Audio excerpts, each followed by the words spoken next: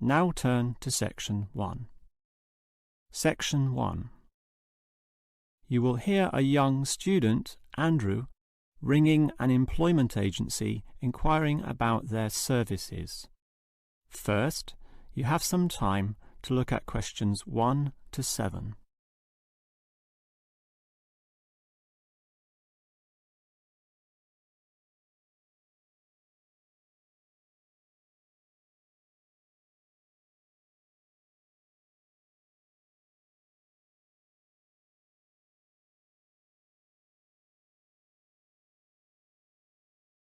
Now we shall begin. You should answer the questions as you listen, because you will not hear the recording a second time. Now listen carefully and answer questions 1 to 7. Hello, is this the AAA employment agency? Yes.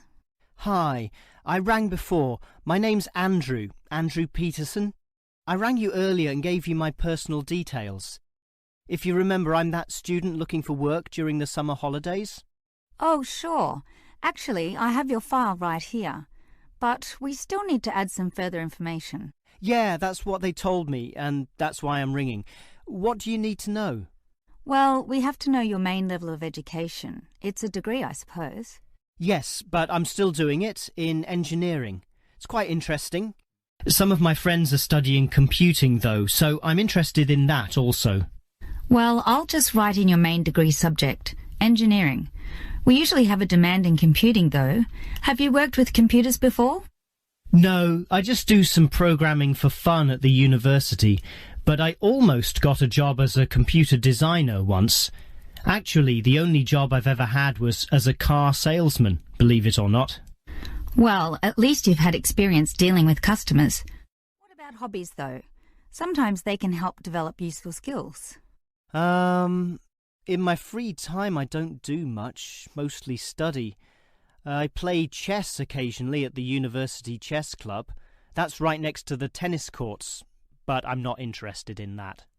Chess helps develop analytical skills, so I'll put that down. Of course, it's your main skills that employers want to know about. What would you say they are? Well, I'm in my 3rd year now, studying electrical machines and generating systems, but I'd say electronics is my best skill, much better than, say, my machine skills, which aren't so good, actually. Okay, machine skills are in demand, but so too are electronic ones, so we might be able to find you a part-time job in that field. But what sort of money do you expect to get? Oh, anything, really. I'd want the standard payment, let's say. What's normal? 1,000 a month? 1,500? I'll just put $1,200, okay? That's fine by me. When can you start? Say, within 2 days? Easily. Actually, less. In fact, just give me a ring and I'll be able to start immediately, although I admit it'll take me a few days to get used to getting up early in the morning. Okay, that's just about it. Unless you'd like to add anything else which may help with your application? Not really. I ride a motorbike, but that's unimportant. I'm friendly, but every applicant claims that, right? I can speak another language. Ah, that might be useful, depending on the language. Is it Chinese? A Chinese speaker would go down well. Spanish, I'm afraid. You see, I grew up with some friends who came from South America. Okay, I'll write that down. But I don't think it will help that much, sorry to say. Before you hear the rest of the conversation, you have some time to look at questions 8 to 10.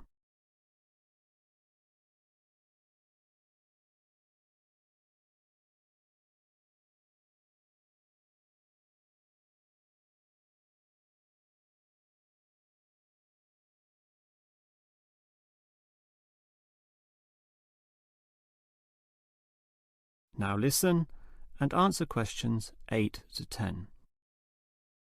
Well, thanks for your help, and hopefully I'll get a job soon. But can I just ask one more question? Sure. What basically are employers looking for when they interview someone? Many things. Being hardworking, diligent, and focused on your job is good. But surprisingly, it often means you can't see the bigger picture or provide suggestions which help the company move forward. That requires thinking for yourself, outside the box as they say, and being free of the standard ways of approaching tasks. Employers certainly value that. I guess experience must help, though. It depends. If it involved a routine job, one which didn't exercise your mind, it might not mean that much at all. But since companies are basically composed of people, it is important to be able to get along with others. There's no point in hiring someone whom the other employees don't like, right? That just causes problems. In fact, I would say that being friendly and approachable ranks far more highly than your academic qualifications. OK, and that's all assessed at the interview, right? Yes, and your qualifications, experience, and approach to the job, such as whether you can do different things, work overtime, or do long hours as needed. But those latter qualities are pretty much standard. What may be more important is based on the fact that things inevitably go wrong. Mistakes are made and someone's got to fix them in a way that creates the least disturbance. People with demonstrated abilities to do this are certainly regarded highly. I see. That's very interesting. That is the end of section 1. You now have half a minute to check your answers.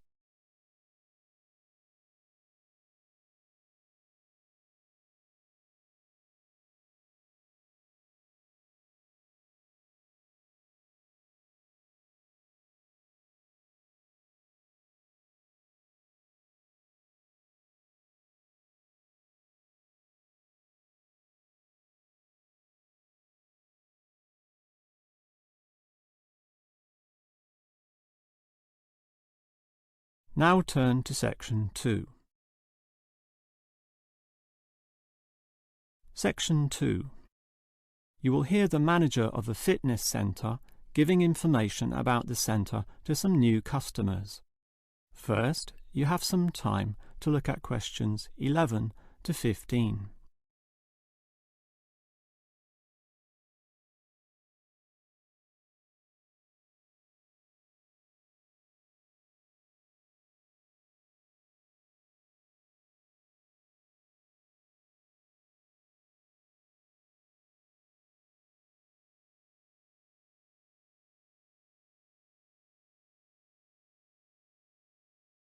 Now listen carefully and answer questions 11 to 15. Hello everyone, and welcome to the Fit for Life Health Centre, a place which, as the name suggests, is not just for short-term solutions, but rather intends to put you on a sensible and achievable footing for the rest of your life. And that's how we're different. For example, we could immediately put you on a harsh exercise program, expecting you to work out every day, but such a plan would see you quickly lose interest. That's why the initial step is a 1.5-hour consultation in which your lifestyle, current situation, and long-term goals are all thoroughly analysed. Now, an important part of this consultation involves analysing what you eat. There's no point exercising here and losing weight, then putting it all back on later. You will need to show self-control and discipline in your diet, and we'll work on that. Similarly, we'll put you on an exercise regime suitable for your level of fitness. So that will involve a test where we will take you through some activities, then measure your heart rate and blood pressure to determine how fit you are.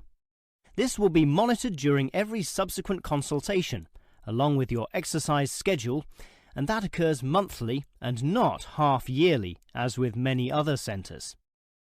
As to our actual exercise machines and programs, you will have to decide whether it is muscle mass, stamina, or general fitness that you want to develop. Think about which of these 3 you want to target, and we'll design a specific program for you. But remember, bulging muscles aren't necessarily suitable for everyone. Sometimes it's better to think in terms of 2 simple concepts: muscle definition and stamina, or, if you are female, being fit and healthy, in both mind and body. Before you hear the rest of the talk, you have some time to look at questions 16 to 20.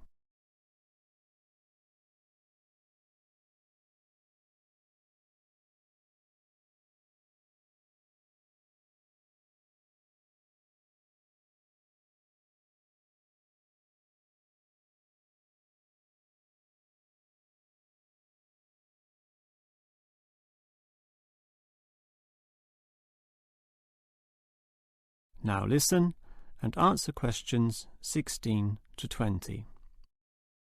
Now, if you're going to work out at this gym, you'll need to think about your reasons for exercising. So let's consider that in more detail.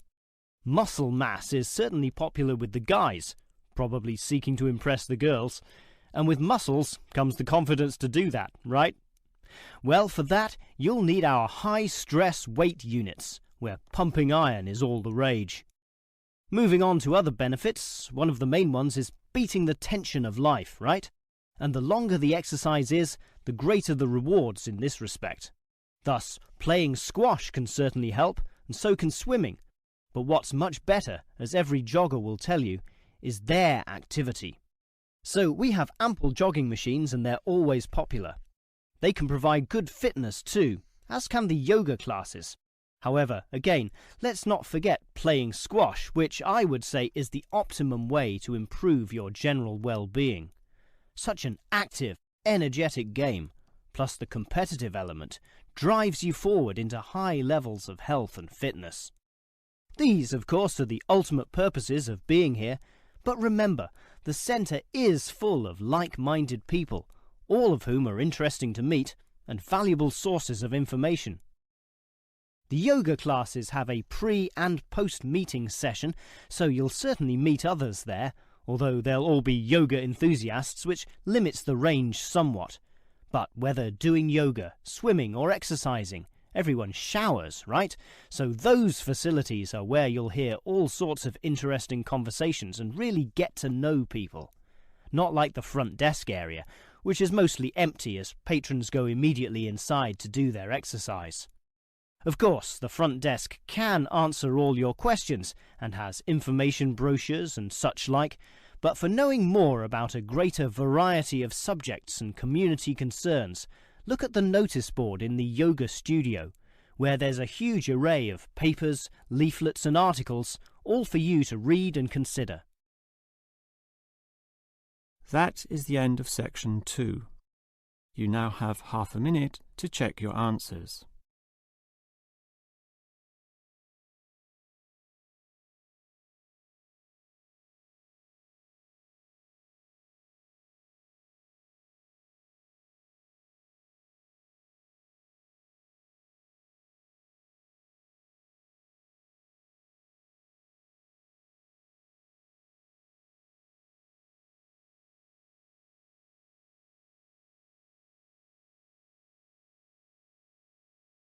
Now turn to section 3. Section 3. You will hear two faculty directors talking about which person in their university to promote.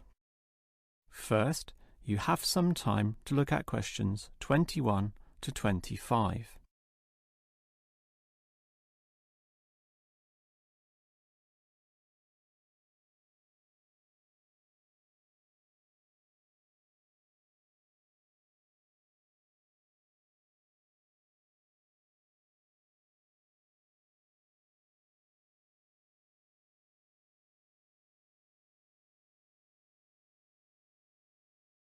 Now listen carefully and answer questions 21 to 25.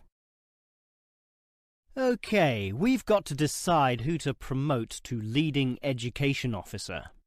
Someone from the arts faculty, I suppose. Well, it can be from any faculty, since the position requires more general skills. Handling personnel, settling disputes and motivating them to focus on the task. It was the last position which involved computer knowledge, not this one. Surely computer knowledge would help. So too would knowledge in the arts. Sure, it would help, but the key criterion is being able to direct the staff appropriately. So it doesn't matter then from which faculty we select our candidates? Not really, but I've already looked at those from computing and rejected them all. Why? They're all too new, lacking in sufficient experience, whereas these ones from the business faculty are long-timers, so we'll take someone from there. I suppose you're right. The arts faculty doesn't present much in the way of suitable candidates either. But we'll still have to train the person, teach the ropes, as they say, and he or she will have to expect to do overtime as needed. Of course, it can get so busy that if we were open on the weekend, they'd have to work then as well. Just as well we're a Monday to Friday university, right? Right. But are you sure these people will actually want the job? The salary isn't such an improvement on their current ones. I know, but there are benefits. You get overtime rates, a nice place to put your car, as well as additional petrol money if you drive for company purposes, which they'll probably be required to do. But those benefits are quite limited, especially given all the work and responsibility involved. People often don't like that. They prefer the creative freedom of less senior teaching positions. Yeah, I know. But these candidates should realise that if they do this job well, there'll be more promotions down the line. You know how everyone likes having their own office, right? Sure. Well, that would come after a few years, if they're prepared to work hard and grow with the university. Yes, that should attract these people. Before you hear the rest of the conversation, you have some time to look at questions 26 to 30.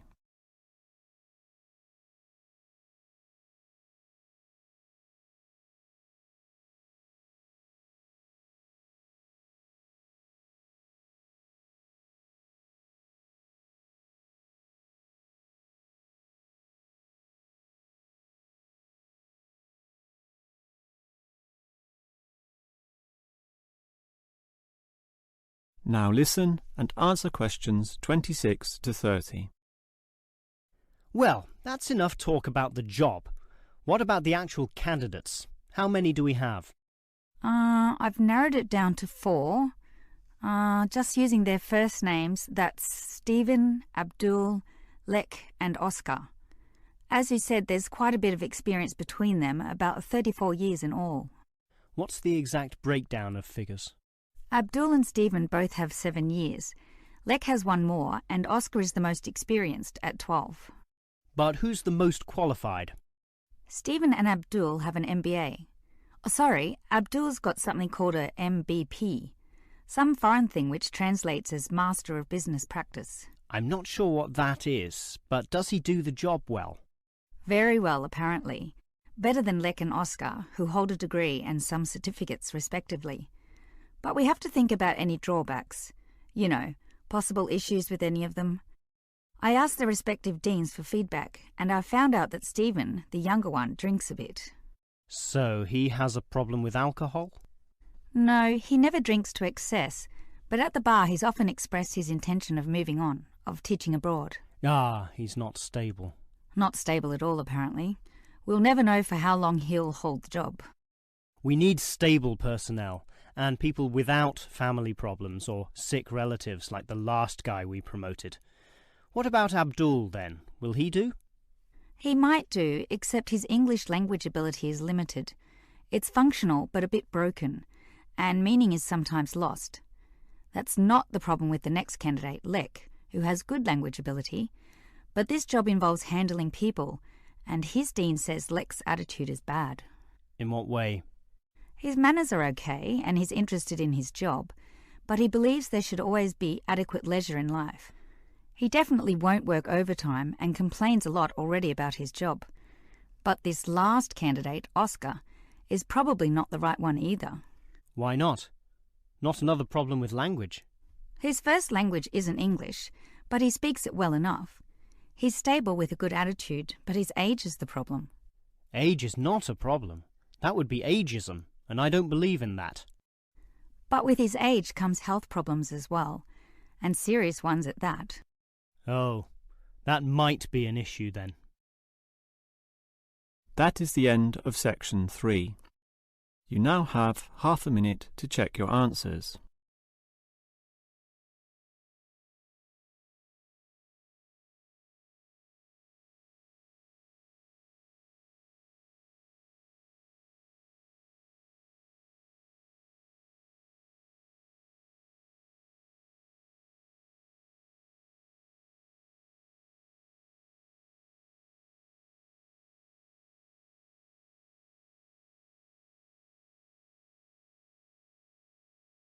Now turn to section 4. Section 4. You will hear a lecturer talking about caves. First, you have some time to look at questions 31 to 33.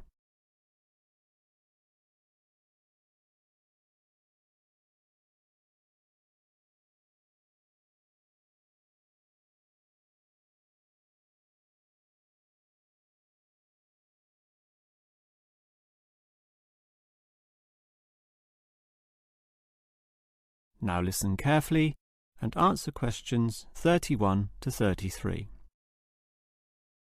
If there is one natural feature which has long fascinated man, it is caves, those natural underground spaces into which people can enter. No known cave in the world can exist without it being extensively explored. Whether it be in remote areas, such as the Clearwater Cave in Borneo, or immensely long and difficult, such as Mammoth Cave in America. Or perhaps the most challenging, those caves below the water table, full with water, in which case the exploration is known as cave diving. Whatever the case, if the caves are known, as complex and difficult as they usually are, they will be explored. The formal name for the study of caves is speleology, and involves many disciplines such as chemistry, geology, biology, and cartography, or the science of making accurate maps, since the largest caves can be hundreds of kilometres long and highly complicated. If the exploration is just for fun, the activity is known as caving. But with the difficulties and dangers involved, the average caver is often involved with one of these speleological sciences. As for the number of caves in the world, research suggests that only a fraction have been found and documented, mostly in the areas in which caving has long been a popular activity, such as in America, France, or Australia. China, for example, has huge areas of limestone bedrock, prime material for cave formation, and logically must contain among the largest number of caves in the world. Yet only few are documented due to the lack of interest in caving there. Thus, as exploration continues, new caves will be discovered, and it is likely that the numbers could radically change in the future. Before you hear the rest of the lecture, you have some time to look at questions 34 to 40.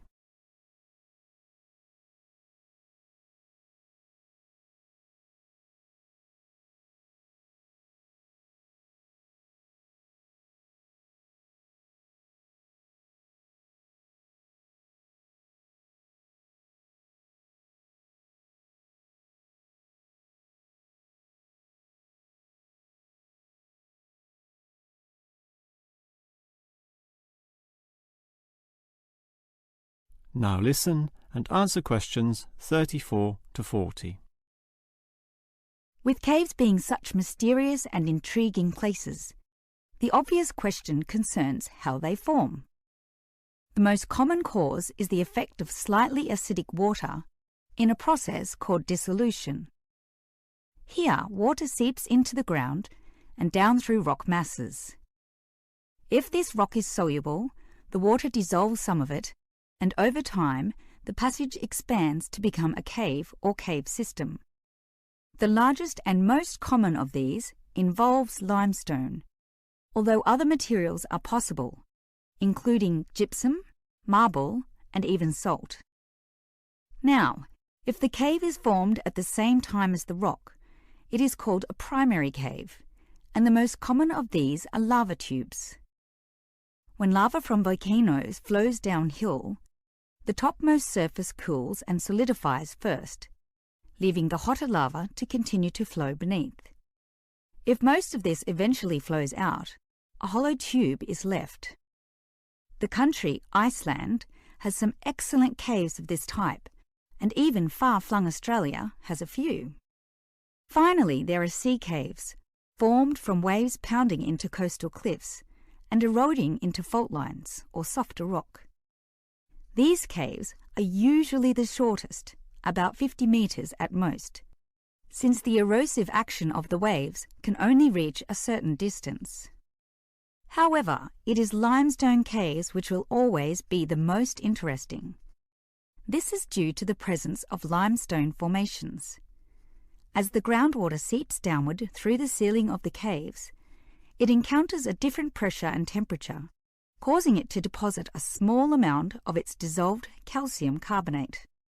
Over time, through the action of millions of drops, this deposition process results in ever-growing masses, known as stalactites, if hanging from the ceiling, or stalagmites, if growing from the floor. Alternatively, the water may flow over a large surface of rock, forming flowstone, and with other sorts of processes, can result in beautiful milky white formations of astonishing complexity. One of the best examples of this, as well as of what surprising discoveries may yet await, is the Lechuguilla Cave in New Mexico. In the 1950s, some cavers heard the sound of wind underneath some large boulders on the cave floor, a clear sign of a deeper passageway.